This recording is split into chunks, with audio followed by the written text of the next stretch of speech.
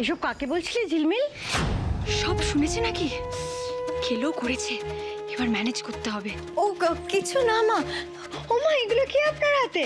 হ্যাঁ, ওই কাঁথাগুলো বানাচ্ছিলাম না, আসলে অভ্যেস নেই বলে একটু দেরি হয়ে গেল। দেখো তো কেমন হয়েছে। খুব সুন্দর হয়েছে মা, আপনি পারেনও বটে।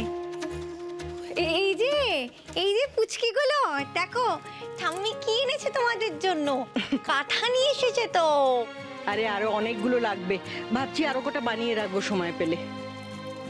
কিন্তু মা, এভাবে আর কতদিন বলুন তো, আমার যে আর ভালো লাগছে না কিছু। কেন, কিভাবে? এই যে ঘর বন্দি থাকতে ভালো লাগে বলুন? কার ভালো লাগে এভাবে চুপচাপ বসে থাকতে ঘরের মধ্যে? ও বাবা, দেখো মা কি বলছে। এত অধৈর্য হলে হবে? দাঁড়াও, ৬৬ কাটবে, তারপর ২১ দিনে স্নান হবে, সূর্যার্ঘ্য দেবে, তবে না?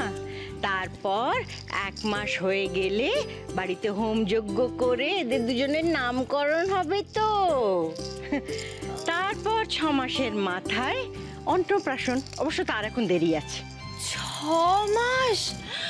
কি বলছেন আপনি? এতদিন আমাকে ঘরেই বসে থাকতে হবে?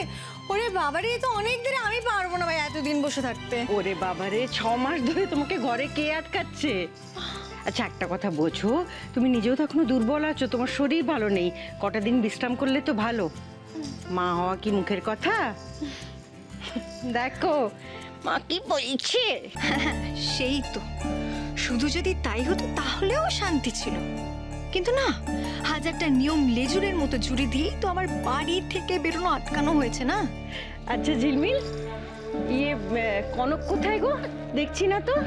কনক মা, কেন, কোনো দরকার ছিল?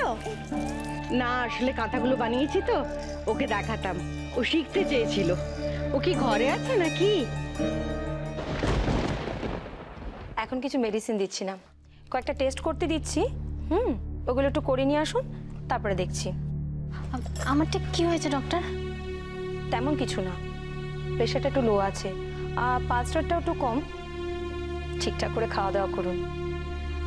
একটা হিমোগ্লোবিন টেস্টও করতে দিচ্ছি এর সাথে, একটু দেখে নেবেন। আর কিছু না?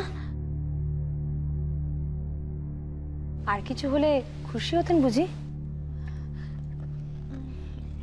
না না, মানে মা হতে চলেছে কিনা। দেখুন, এই রিপোর্টগুলো না আসলে তো কিছু বলতে পারছি না, ইনফ্যাক্ট বলাটাও ঠিক হবে না।